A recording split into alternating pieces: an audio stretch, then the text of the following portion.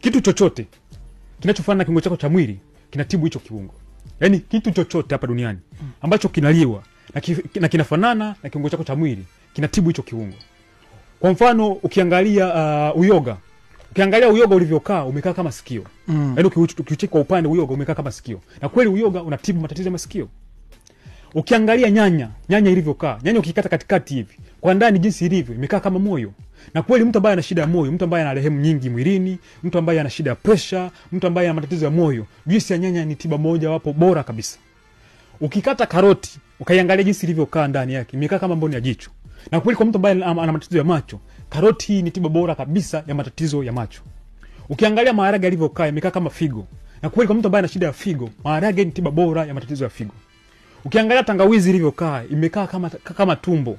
Na kweli tangawizi, mtu ambaye ana shida kwenye mfumo wake wa chakula, tangawizi ni tiba moja wapo bora kabisa. Na ukiangalia ndizi ilivyokaa, inatibu hicho unachokifikiria msiri.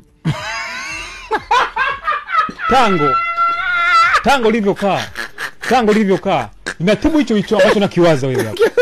Hicho kabisa. Yaani kitu chochote ambacho kinafanana na kiungo cha mwili inatibu hicho kiungo kabisa. Kwa ndizi inatibuje? Inatibu hicho unachofikiria wewe. Sawa? Na ndio maana unajua kati ya biashara ambayo mimi huwa nafanya, kwa mfano ukienda kwenye nchi za Scandinavia kule, kuna mafuta yanaitwa Oria. Ile ani ni afya nyumbani. Afu Oria maana ni mafuta. Yeye ni Kiswedish. Yaani ni mafuta ya kusimamisha maziwa ambayo natengeneza mimi. Sasa ni mafuta natengenezaje? Yaani mafuta huwa nayatengeneza kwa kutumia mapapai.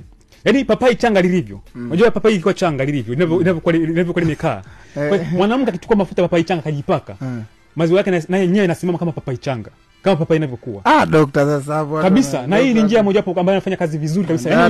Dada sasa kabisa kodi na maelekezo. Kwa wiki moja hadi wiki mbili. Mapapai yanaenda kupanda bei. Maziwa yanasimama. Hii ndio dawa moja bora kabisa. Yaani kama ambavyo maziwa unaona mapapai yakiwa machanga yanavyokuwa vile. Ukichukua mafuta yake yale ukipaka kwenye maziwa yanasimama, hakuna mchezo. Na hapa haijalishi umri. Unaweza kushangaa bibi miaka 60 70 lakini